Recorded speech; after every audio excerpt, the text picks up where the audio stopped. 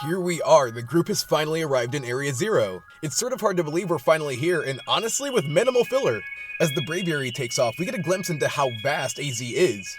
This wide, expansive space shows you it would be an ideal habitat for all types of creatures and critters. It's surreal to be only 80 episodes in and already have accomplished one of the RVT's biggest goals. It is also probably for the best it's just the kids and chaperone freed, so we're not too congested.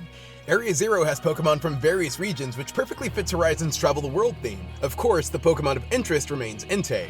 Their stalkers aren't far behind either. Sidian remains stoic and stealthy, while Coral wants to keep the chase. I'd really like for the explorers to distinguish themselves outside of being just the enemies of the RVTs. Team Rocket was intrinsically tied to Ash, yes, but they were also their own people. Entrepreneurs, contest participants, not winners, but participants, and they were educated. The crew links up with Brier, who's still holding on to the original Scarlet Book. Again, she walks us through her exploration of Area Zero, where she caught sight of Paradox Entei. Since we did come across the other beasts, I wonder if we'll see their Paradox forms too. A double subversion. Brier leads the group to a Terra Crystal that resembles Terapagos' colorful stellar form. Shows that connection between the crystals and their historic origin, Pagogo. These rocks get the turtle turned, while Loquium sets it off. Wonder what that distinction is besides Loquium being native to Laqua. Brier lets us know Paradox Pokemon here are from the past and future. I was under the impression they were strictly from the past, and different species evolved, into the modern Pokemon of today. Future Pokemon throws me for a loop, since how would they travel back? Maybe it's people that are bringing them back purposefully, and Area Zero's ecology is just all over the place. While discussing this paradox, they come across a Dunsparce and my ears perk up. Will we finally right the dirtiness done to Ash? No, not this time either. The first half of this episode does feel slow. It's mostly exposition and information on what the RVTs can expect along the way. It feels like the explorers acknowledge this sluggishness. Notable with Brain Rot Coral making her own fun by teaching herself Rock Throw. While they have a task at hand, it's fun to watch the kids be kids and get thrown off by the excitement. Namely Roy, who has a wild encounter with the Sandy Shocks. Anatomically, Pokemon of the past should be bigger. Real-world animals have vastly shrunk over time, but for human convenience, so it's okay. If Paradox Pokemon parallel that, you get something like Sandy Shocks. Its markings and frizzy fur look almost tribal even. Seems natural selection thought the arch legs were unnecessary for Magneton. As an anthropology person, this all gets me going. Just like Roy.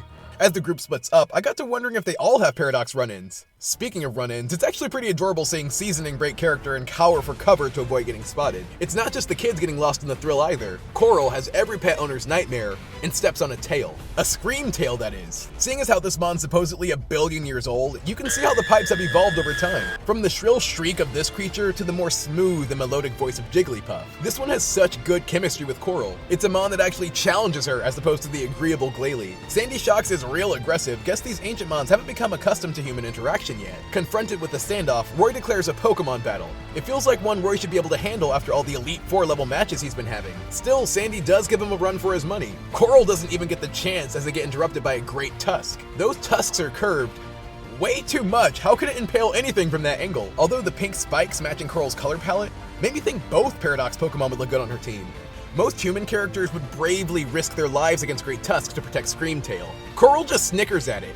It's a funny bit, and it also shows you she definitely had that smack coming. See, she needs Screamy to keep her in check. As we finally get all these Paradox Pokemon introduced, super appreciative how much they're standing out. As the battle progresses, it feels more and more that they're teasing a catch. Glalie uses Crunch, and straight away Screamtail picks up the move. Coral's indirectly teaching it already. Screamtail continues to mimic Coral's fighting style as well, immediately striking Great Tusk with a long-range attack. Feels bad, man, watching Coral tease it the way she does, but at least she's fighting to protect them both. From its wide eyes and little shrieks, this looks like Screamy's first exposure to a human-Pokemon partnership, and it's intrigued. While Coral may be teasing it, she's also leveling with it, showing them on just how much room it has to grow. Coral commences her signature self-destruct, but Screamtail's still getting in on the action. We cut back to Roy, who is out here getting battered, but is in the process of a comeback, ending 2 battles in succession with cliffhangers. Liko and Dot only even notice he's missing when they hear his theme song in the background. Roy comes out on top, but we don't! With how much time Sandy had to recover without a ball getting chucked, I knew the catch was a no-go. Disappointing because Roy's had chemistry now with Gimmighoul, Frigibax, and Sandy Shocks, but not a single catch. Sandy Shocks is also way more interesting than Kilowattrel, and I could easily see it becoming a fan favorite of Roy's. So, while a catch didn't happen, Sandy does pick up on Roy and Croco's little jingle. Both Coral and Roy are at least leaving lasting impressions. Feels like that leaves the door open for a catch 2 happen. Everyone in Coral's corner has been KO'd, but at least they're safe from the Great Tusk. After all that trauma, Coral's acting on good terms with Screamtail. I can't help but to think she appreciates the additional chaos Big Jiggly adds. It starts making an ear-bleeding ruckus that Coral can't ignore, and like an act of desperation, Coral chucks a Pokeball at it. Well, at least the scream stopped. But more than that, Coral's made a catch. You heard me, Coral's got her second Pokemon, and that immensely eases the pain of Roy not getting one. I'm also confident Coral will do her second Pokemon better than the kids have been doing theirs. And this new addition definitely deserves the screen time.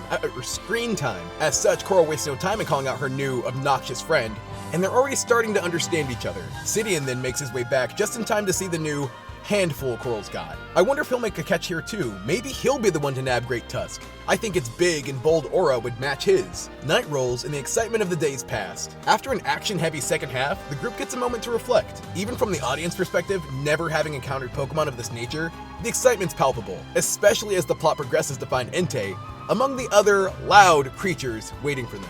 What a neat introduction to Paradox Pokemon! I mentioned being an Anthro person, and it's fun to guess how these mons may have evolved over time. With Sandy Shocks, you could think natural selection decided flight was better than spazzing around on foot. This could also happen due to its magnetic attributes increasing, allowing it to float easier. See, I just made all that up, but it's interesting to speculate. Unfortunately, Roy didn't make a catch, but I still hold hope he will eventually with Sandy. With Great Tusk, you can see how it's evolved to get cuter over time. This is something humans select for. We purposely breed animals to be cuter and smaller. For one, humans just like cute things, but for two, of course, it's less threatening to us. Then we get to Screamtail, who shows a primitive version of the attention-seeking that Jigglypuff's known for. As well, we get to see how the vocals have gradually changed over time to be more pleasant to the ears. Gets me wondering what the human involvement in these species evolutions was. I'm hoping that seeing Coral with her new mon could also inspire the kids to get the ball rolling too. So, for the intro to Area Zero, I give this one another strong B.